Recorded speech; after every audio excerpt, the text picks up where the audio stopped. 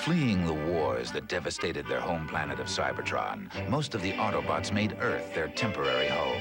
Under the leadership of the powerful robot Optimus Prime, the heroic Autobots battled fearlessly against the assaults of the evil Decepticons, protecting their new human friends. Now it is the year 2006, and the Autobots have reclaimed the planet of their origin, Cybertron, to establish a new golden age.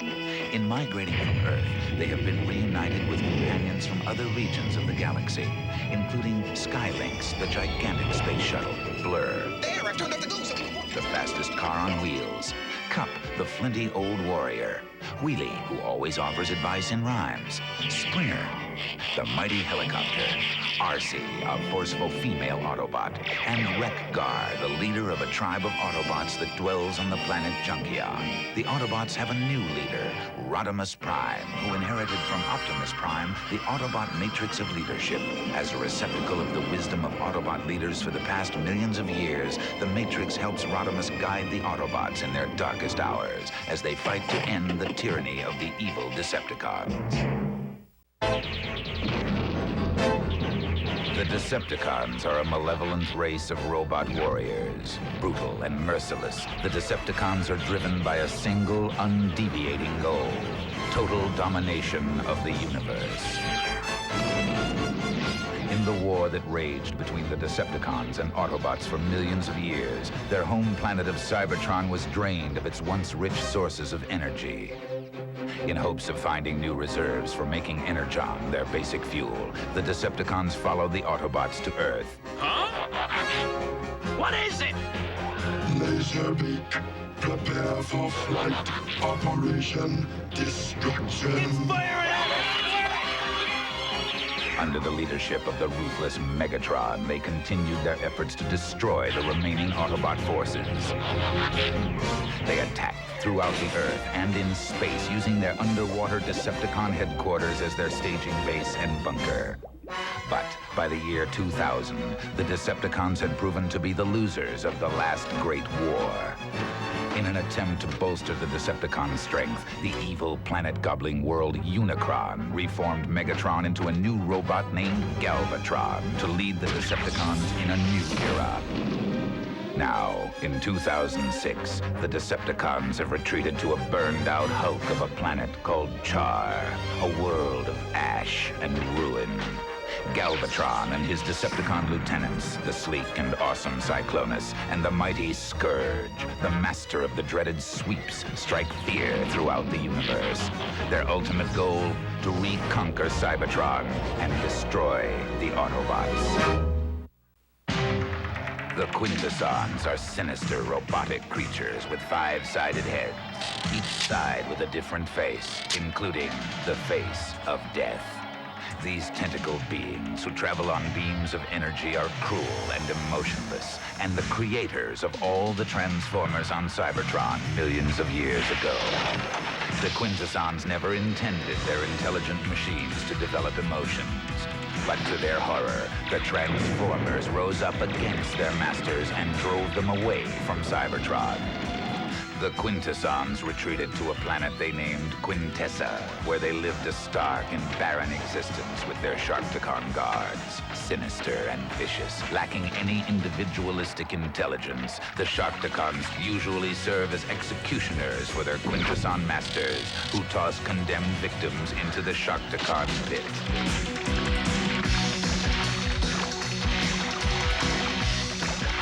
What is that? The Quintessons finally decided to blow up their planet, Quintessa, I shall miss Quintessa. to try to prevent Autobot captives and invaders from escaping. Their plot to destroy the Autobots' fate. And now, without a world of their own, they roam the universe with their Sharkticons, making victims of whatever luckless beings cross their path. Their goal is to regain control of Cybertron and eradicate all Autobots and Decepticons. Yet, so manipulative and cunning are they that they even trick the Decepticons into helping them achieve their aim. Very soon now, Cybertron will be ours! From the secret files of Teletraan 2. Ultra Magnus is the most mature spokesman for the Autobot cause. As a soldier, he is always practical and serious. Move out, but be careful. And he is so loved by his fellow Autobots that Wheelie and Daniel traveled millions of miles to the Autobot Records asteroid just so they could find out Ultra Magnus's birthday. In his vehicle mode, Ultra Magnus is an armored transport truck, a machine with magnificent fighting skills. His enemies, the Decepticons, respect his courage. But most of all, they fear Ultra Magnus's spirit of self-sacrifice. Wheelie! He always thinks first of the welfare of his fellow Autobots and his mission. Forget about me. The shuttle has priority. The peace conference depends on it. Ultra Magnus. Like the untamed forces of nature, the Predacons are ferocious animal robots who lash out with fury. Swift, savage, and always relying on animal instinct, the Predacons explode into action. There's Dive Bomb, the eagle who can spot a target from a mile up in the sky. Rampage, the tiger who can leap 500 feet. Headstrong, the rhino whose horn can puncture 8 feet of solid rock. Tantrum, the buffalo who loves to use brute force. And there's the Predacon commander, Razor Claw, whose claws can rip through steel. Together, they combine into a hair-trigger horror, the giant robot Predaking. Predacons! Merge to become Predaking! As a warrior, Predaking has no equal.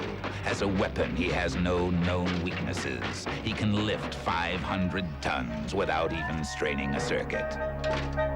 With the help of the Predacons, no planet is too wild or untamed for the Decepticons to conquer.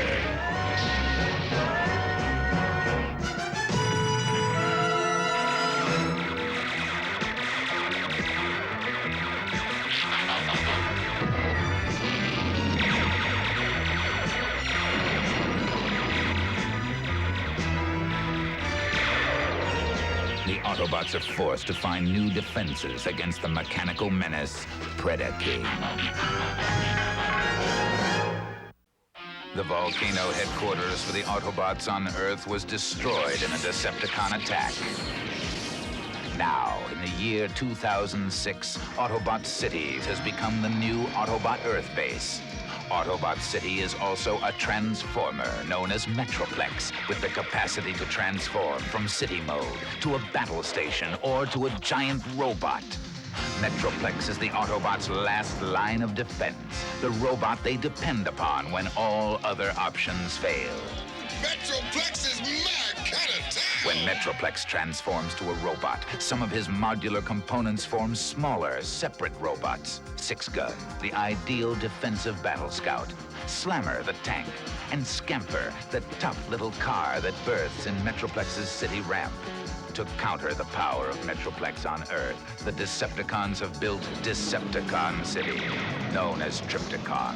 The city can transform to battle station mode, becoming a mobile menace with X-ray lasers and twin photon cannons. Trypticon also has a dinosaur mode, an immense walking reptilian form that crushes anything in its path.